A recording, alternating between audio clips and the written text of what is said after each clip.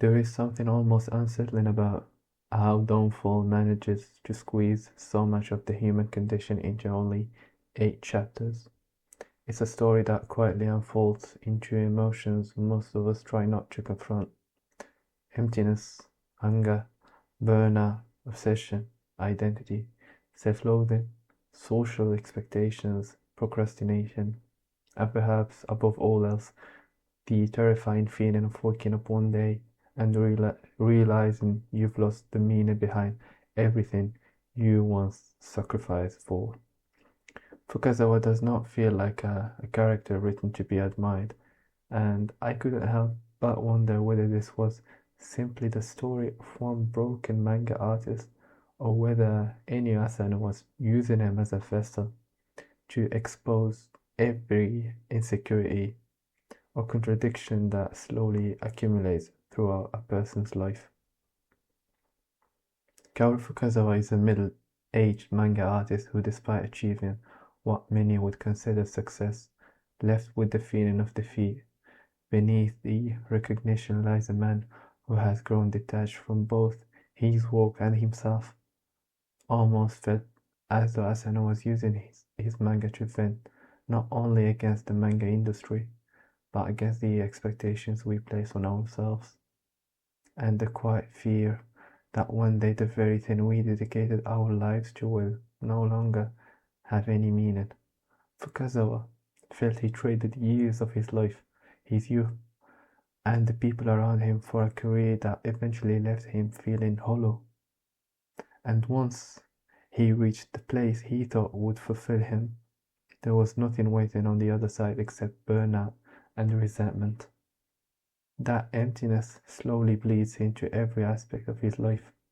His marriage begins to feel less like a relationship and more like two people sharing the consequences of sacrifices they can no longer justify.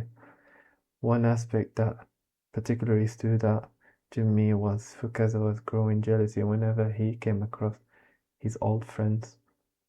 Seeing them build families and raise children only reinforced the feeling that he had sacrificed his own youth for something that no longer meant anything to him. The success he had spent years chasing slowly became the very thing he despised. That frustration eventually finds its easiest target, Nozomi. Nozomi had also chosen her career. She accepted the distance between them for years, just as Fukazawa did, and together they convinced themselves that sacrificing the present would somehow guarantee a better future. The difference is that when Fukazawa reached the point of completely rejecting the life they had built, Nozomi still wanted to hold on to it. And I couldn't help but wonder whether that desire came from fear she was that she was trying to preserve the status of being married to one big artist in the manga industry, or to avoid becoming another divorced woman carrying the weight of society's expectations and judgment.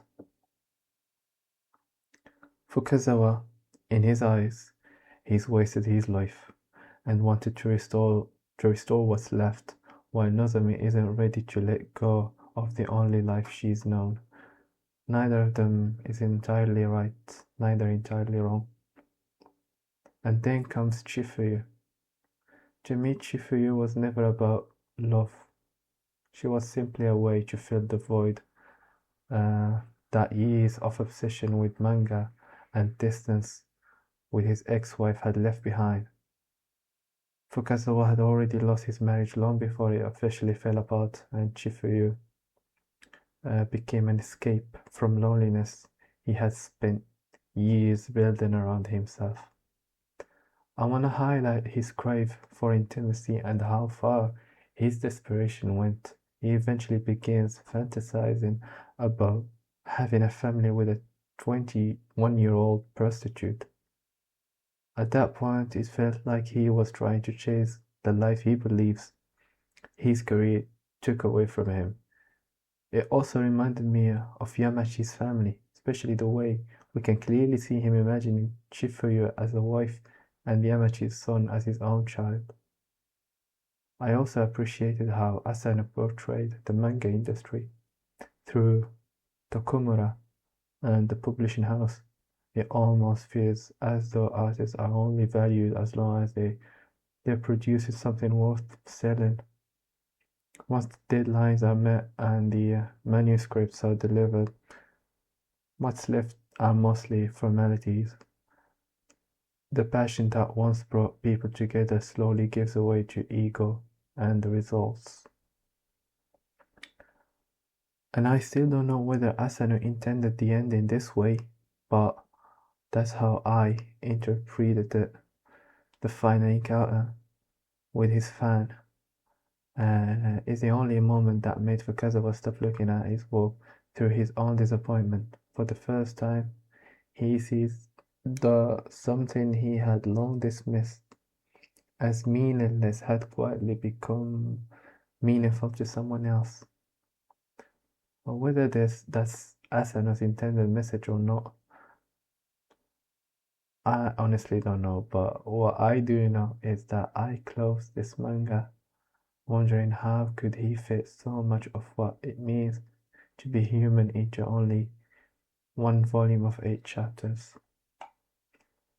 That being said, this manga contains vulgar and explicit content.